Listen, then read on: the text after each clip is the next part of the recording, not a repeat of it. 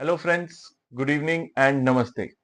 Welcome to ऑप्शनालय, एक unique channel जिसमें जो डेडिकेटेड है हमारे ऑप्शन ट्रेडर्स के लिए, जिसमें हम डेली निफ्टी की मूवमेंट को एनालाइज करते हैं और ये जानने की कोशिश करते हैं कि कैसा रहेगा निफ्टी का नेक्स्ट डे का बिहेवियर और क्या लेवल्स होंगे जहां पे हमें अपनी लिमिट्स बनानी है ऊपर की तरफ और नीचे की तरफ। तो और इसके साथ साथ हम ये भी देखते हैं कि इंस्टीट्यूशनल प्लेयर्स की पोजीशनिंग कैसी है, वो कितने शॉर्ट हैं, कितने लॉन्ग हैं, कितना शॉर्ट में एडिशन हुआ, लॉन्ग में एडिशन हुआ, और उसके साथ साथ हम चार्ट का एनालिसिस को क्लब करके ये प्रेडिक्ट करने की कोशिश करते हैं कि हमारे लेवल्स क्या होंगे निफ्टी के नेक्स्ट डे ट्रेड के लिए। तो चलिए पहले लेके चलता हूं, मैं आपको क्विकली गो थ्रू करा देता हूं एक बार चार्ट से। आज हमने कल भी अपनी वीडियो की एक्सपायरी में बताया था कि सबसे बड़ा क्यू आज का क्या रहेगा, आज का सबसे बड़ा क्यू रहेगा एक्सपायरी, और लेवल्स बहुत क्लियरली बताए थे कि 400 और 500। 400 के नीचे गया तो 350 जहां तक 10 डेमा है वहां तक जाएगा, और ऊपर की तरफ गया तो 550 और 600 तक जाएगा। तो निफ्टी ने आज खुलते ही सबसे पहली ट्रेड 5 मिनट की जो दी, 5 मिनट में ही जो उसने अपना लो बनाया था, सॉरी, ये है निफ्टी का चार्ट। हम इसको 5 डे कैंडल में एक बार कन्वर्ट कर लेता हूं। हाँ, निफ्टी का आप देखो, जो पहला 5 मिनट में अपना कैंडल बनाया था उसका लो था 25,470, 471। ये दिख रहा है आपको? ठीक है। उस लो को पूरे दिन निफ्टी ने बाइसेक्ट नहीं करा। ये दिख रहा है? उस लो को निफ्टी ने पूरे दिन बाइसेक्ट नहीं करा, और वहीं से जो शॉर्ट पोजीशंस थी वो बिल्ड ऑन होती गई। तो हम आज का ट्रेड क्या ले सकते थे कि निफ्टी का जो फर्स्ट कैंडल का लो था उसको स्टॉप लॉस लगा के या तो हम शॉर्ट पोजीशंस ले सकते थे, और उस पे स्टॉप लॉस लगाते जाते थे हर 30-40 पॉइंट का।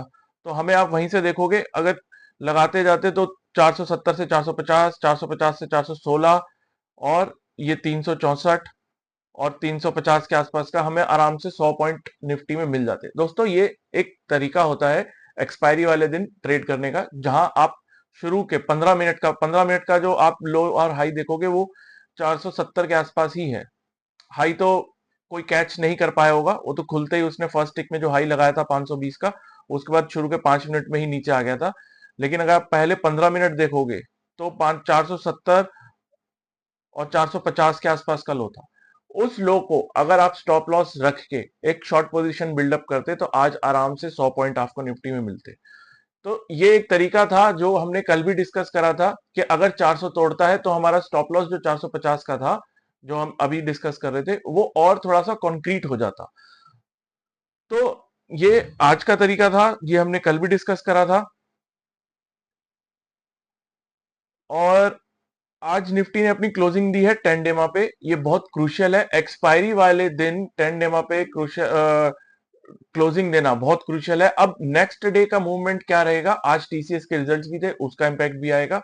तो नेक्स्ट डे का जो मूवमेंट रहेगा वो या तो 20 डेमा तक जाएगा, अगर ब्रेकडाउन नीचे की तरफ दे रहा है तो या तो 20 डेमा तक जाएगा जो कि हमारा 250 260 के आसपास है, या अगर रिजल्ट्स का इंपैक्ट बहुत अच्छा आएगा, रिजल्ट्स कैसे आए हैं वो भी हम डिस्कस करेंगे, या तो रिजल्ट्स का इंपैक्ट अगर वो पॉजिटिव लेते हैं तो वापस 10 डेमा से एक हमें रिबाउंड मिलेगा जो हमें दोबारा लेके जाएगा 500 के जोन तक।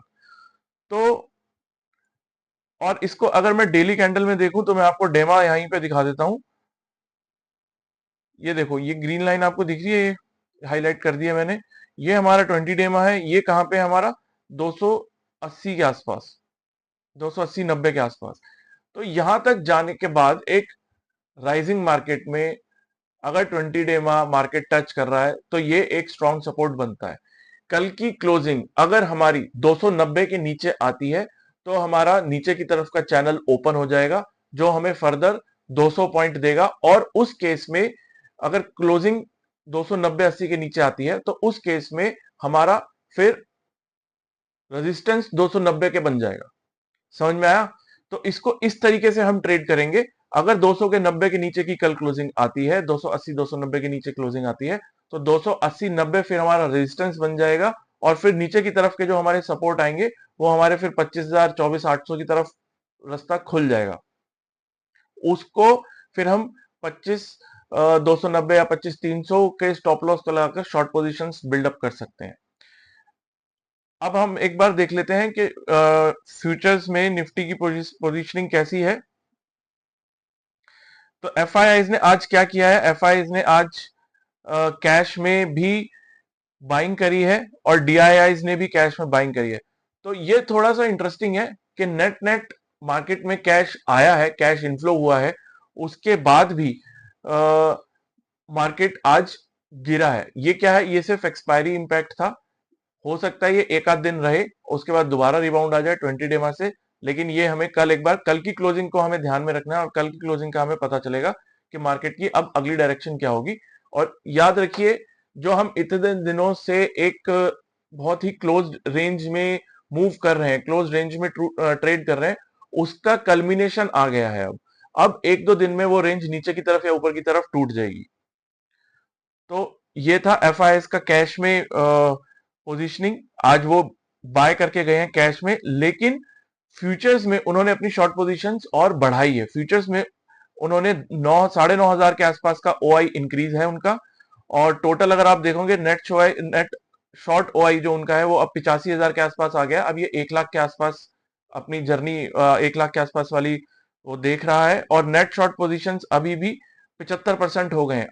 अब आज की डेट में अगर आप देखोगे तो अब थोड़ा सा सिग्निफिकेंट इंक्रीज है। पिछले 4 दिनों में तो 71 72 के बीच में घूम रहा था, एकदम से 3% का आज नेट शॉर्ट ओआई में इंक्रीज आया है एफआईआईज का। तो एफआईआईज ने क्या करा है? कैश में थोड़ा सा बाइंग किया है, बहुत कम क्वांटिटी, बट उस उसके अगेंस्ट फ्यूचर में उन्होंने अपनी शॉर्ट पोजीशंस बिल्डअप करी हैं। तो ये आप देख रहे हो किस तरीके से वो हेज कर रहे हैं। फ्यूचर्स में तो वो शॉर्ट जा रहे हैं और कैश में बाइंग कर रहे हैं। इन केस अगर मार्केट रिबाउंड करता है तो कैश सेगमेंट में उनको बेनिफिट मिल सकता है। और जो स्टॉप लॉस उनका फ्यूचर्स में होगा वो देखेंगे, वो हिट होगा नहीं होगा।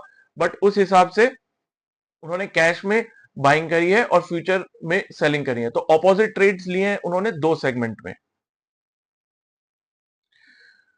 विद इन इंडेक्स फ्यूचर्स में 1800 करोड़ का आज 1834 करोड़ की आज सेलिंग आई है और ऑप्शंस में 6700 करोड़ की बाइंग आई है। तो ये भी एक तरीके से हम हेजिंग का रूप देख सकते हैं कि फ्यूचर्स सेल करके गए हैं और ऑप्शंस बाय करके गए हैं। With in index future Nifty में 1500 करोड़ की आज शॉर्टिंग हुई है। बैंक निफ्टी अभी भी हमारा स्ट्रॉन्ग इंडेक्स रहेगा और जिसमें सिर्फ 240 करोड़ की शॉर्टिंग हुई है। निफ्टी में जो शॉर्टिंग हुई है ये मेजरली आईटी सेक्टर में हुई है, क्योंकि आज टीसीएस के रिजल्ट्स लाइंड अप थे। तो इस एक्सपेक्टेशन में मेजर प्लेयर्स जो है वो मार्केट में अपनी शॉर्ट पोजीशंस बिल्डअप करके गए हैं। एफआईएस के अलावा बाकी जो मार्केट में पार्टिसिपेंट्स हैं, तो क्लाइंट का अगर हम देखेंगे तो शॉर्ट पोजीशंस उन्होंने अपनी 3500 के आसपास काटी हैं ओआई, और लॉन्ग पोजीशंस उन्होंने 4800 के आसपास ओआई लॉन्ग ऐड किया है। वहीं एफआईएस बिल्कुल इसका अपोजिट कर रहे हैं। शॉर्ट में उन्होंने लगभग 4000 के आसपास का ओआई इंक्रीज करा है और 5500 के आसपास ओआई उन्होंने लॉन्ग में कट करा है। तो नेट नेट वो 9500 के आसपास का जो फिगर हमें मिल रहा है वो यहीं से मिल रहा है। नेट नेट जो 9500 वो शॉर्ट करके गए हैं। अब नेक्स्ट एक्सपायरी के लिए 17 जुलाई की एक्सपायरी के लिए हम एक बार की लेवल्स जो होंगे निफ्टी के वो देख लेते हैं। 25,300 पे, 400 पे, 500 पे आप देखोगे तो अच्छी खासी कॉल राइटिंग हुई है और इसमें ओआई में एडिशन भी हुआ है। 25,300 में हालांकि आज अगली एक्सपायरी का मैं ये भी नहीं बोलूंगा कि वन डे था, आज डे जीरो था। उस केस में भी 25,400 पे 61,000 और 25,500 पे ऑलमोस्ट ऑलमोस्ट 88,000 के आसपास का ओआई बिल्डअप हुआ है, जिसमें से 51,000 आज ही हुआ है। तो 25,500 नेक्स्ट एक्सपायरी के लिए एक बिग हर्डल होगा। 25,500 को क्रॉस करना बहुत मुश्किल होगा और ये अगर एक आध दिन मार्केट गिरता है तो इसमें फर्दर एडिशन ही होगी। और 300 नीचे की तरफ अगर हम देखेंगे 300 200 के पुट में, तो उतना एडिशन नहीं हुआ है जितना 400 और 500 के कॉल में हुआ है। तो नीचे की तरफ का जो रूम है हमारा वो अभी ओपन है। 25 200 100 तक ओपन है, जहां पे आप देखोगे लगभग लगभग 30 से 40,000 के आसपास का ओआई है तीन स्ट्राइक प्राइसेस में, 300 200 में और 100 में। और 100 में हालांकि हम सपोर्ट अब देख रहे हैं। तो फर्दर अगर निफ्टी नीचे जाता है और अपने 20 डेमा को 270-80 को तोड़ता है, तो फर्दर हमें 25-100 का जो गैप है, जो 100 का रूम है, वो खुलता हुआ दिख जाएगा। तो उस केस में निफ्टी के वहां तक जाने की प्रोबेबिलिटी होगी, और हम अगर अपनी शॉर्ट पोजीशंस लेंगे तो वो हमारा टारगेट होगा जहां पे हमने अपनी शॉर्ट पोजीशंस को बुक करना है। तो अगर मैं आज की डेट को समराइज करता हूं, तो एफआईआईज ने एग्रेसिवली शॉर्ट बिल्डअप किया है फ्यूचर्स में। हालांकि कैश में थोड़ी सी बाइंग करके वो हेज करके गए हैं। विक्स बहुत ज्यादा कंफर्टेबल जोन में है, ऑलमोस्ट 11.5 पे है, जो कि ऑलमोस्ट एक साल में सबसे कम लेवल पे है।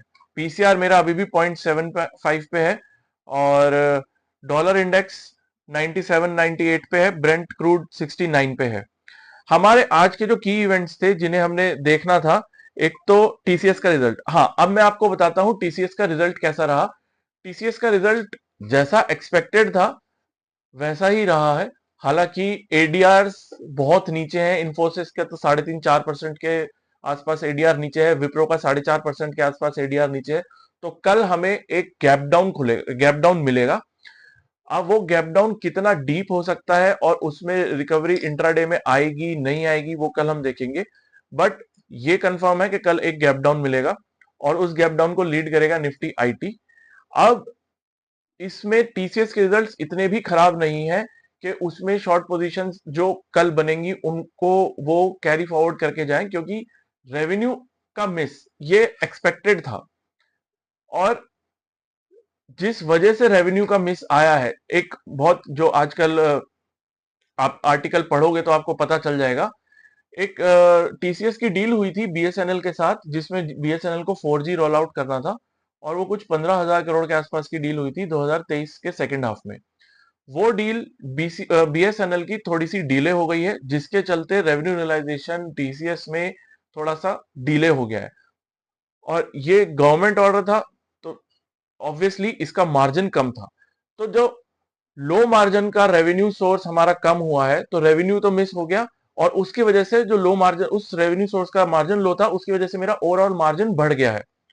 क्योंकि लो मार्जिन का आइटम मेरा कम हो गया ना, तो बाकी के जो मेरे सोर्सेज थे उनका मार्जिन हाई था, तो वो लो मार्जिन वाला जो मेरा कॉन्ट्रैक्ट था वो मेरा मार्जिन पुल डाउन कर रहा था, वो हट गया तो मार्जिन ऊपर हो गया।